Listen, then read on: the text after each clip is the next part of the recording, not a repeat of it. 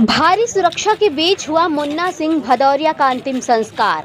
सरपंच पद से हटाने की मांग पर रात भर अड़े रहे परिजन।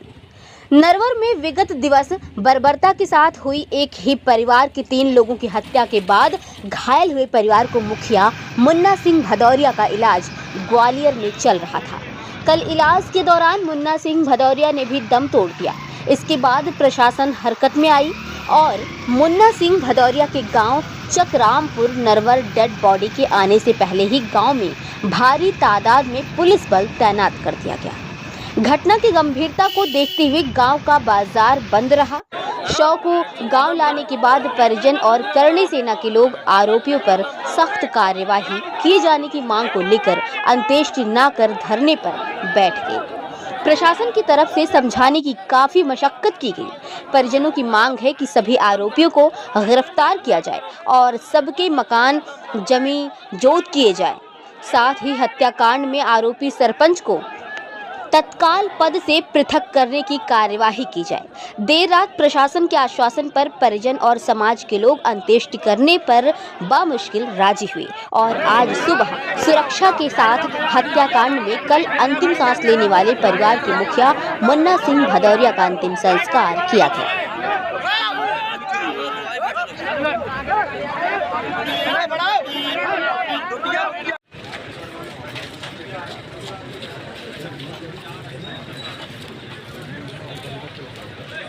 लीगल 14 में एक में सर 3 आरोपी है, 5 मकान तोड़े हैं। 4 मकान तोड़े नहीं है सर, मैं अभी देखने पहुंचा है। सिर्फ एक मकान की 3 दुकानें टूटी है और उसका मकान छज्जे से।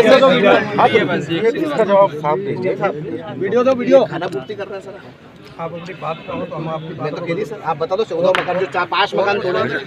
एक तो पहले तो मकान तोड़ने वाली बात बता दीजिए आप। चलो पहले 14 मकान में बात कर लेते हैं ना, उसके बाद दूसरी बातें करेंगे। 14 मकान में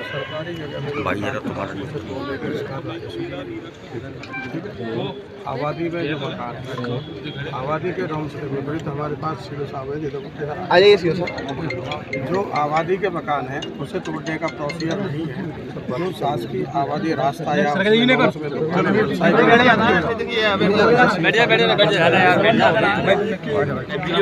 ग्राम पंचायत में, हाँ, तो ये है क्या तोड़ा है मकान? दुकानें तोड़ी 3। और अभी तक क्या क्या तोड़ा आपने? बस कोई नहीं खाली 3 दुकान नहीं है, उसका और कुछ नहीं। अभी 3 सब तोड़े थे, 5 मकान तोड़ दिए। 4 मकान तोड़े। 5वां दुकान शामिल हो रहा है। पूरा कमरे तक जितना हद में आ रहा था अवैध उसमें। अच्छा, जो आबादी वाले नहीं है वो तो तोड़ सकते हैं। तो फिर ये 4 मकान कैसे तोड़े? मतलब आबादी में फिर क्या है?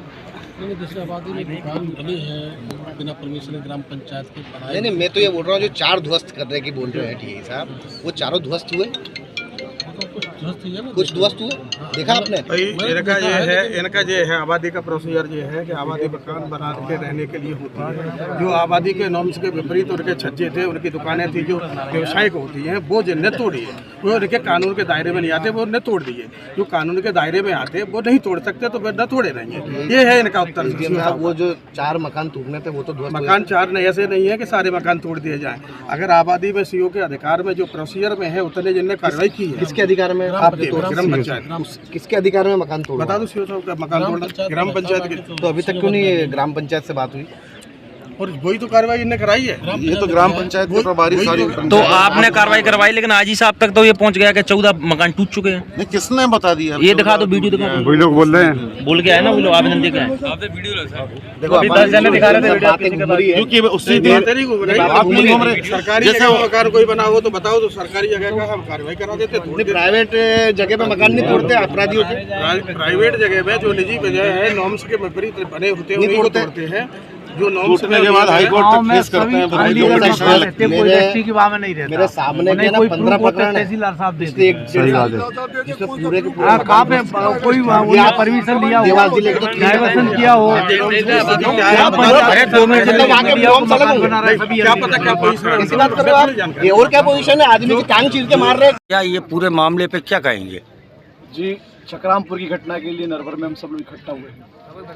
जो नरसंहार चकरामपुर में हुआ है, जो बर्बरता महिलाओं के साथ करी है, टांग पे टांग रख के चीरा और कुल्हाड़ी से काटा गया है। इसको हत्या बोलेंगे या बर्बरता बोलेंगे या नरसंहार बोलेंगे, मतलब इस घटना को आप क्या बोलेंगे? जनमानस का आक्रोश है, ये प्रशासन समझे। कलेक्टर ने तो हर धर्म की हद कर दी है, जो आज तक भी इस घटना का संज्ञान नहीं लिया। हाँ, इतना टाइम हो गया। कलेक्टर का राजा होता है, उसको संज्ञान लेना चाहिए इस टाइम पे आके, लेकिन आज तक इस नरसंहार का उसने आके एक बार भी दर्द नहीं पूछा। तब जाके समाज को इकट्ठा होना पड़ रहा है, तब जाके हम सब लोगों को इकट्ठा होना पड़ रहा है। हमारी पीड़ा समझने वाला ही समझ सकता है कि हम किस पीड़ा से गुजर रहे हैं। उसके बाद भी 8 दिन से प्रशासन हाथ पे हाथ रखकर बैठा है। प्रशासन ने उसका मकान, जो आरोपी हैं, उसमें आरोपी बड़े जरूर हैं, लेकिन उनका मकान तक खरोश नहीं किया है। सरपंच भी इसमें आरोपी है, सरपंच का मकान अवैधानिक है, बाकी सारे लोगों के मकान अवैधानिक है, लेकिन कार्रवाई करने की जगह प्रशासन एक सुस्त हाथ पे हाथ रख के बैठा है। इसके बाद आश्वासन के सिवा कुछ नहीं मिल रहा है। चेक मिल रहे हैं, ये चेक दे देंगे आपको, ये 25 लाख ले लो, 50 लाख ले लो। अरे मैं उसका एक आदमी मार दूं और 50 लाख रुपए दे दूं, छोड़ दो 14 आदमी को, हम 1-1 करोड़ रुपए देते हैं, मार लेंगे हमको। ये होता है क्या? क्या है, उसको दंड दे, जिस बर्बरता से उसने किया उसी बर्बरता से दंड दिया जाए उसको उसका घर तोड़े जाए, उसके मकान तोड़े जाएं, पूरी सरपंची छीनी जाए, उसके वैधानिक पद से हटाया जाए ऐसे लोगों को। क्योंकि नेता का काम, सरपंच का काम क्या होता है? गांव में एकता, समाज में एकता होती है। डेवलपमेंट दूसरा विषय है, लीडरशिप। अच्छा लीडरशिप का गुण यही होता है कि सरपंच जब होती है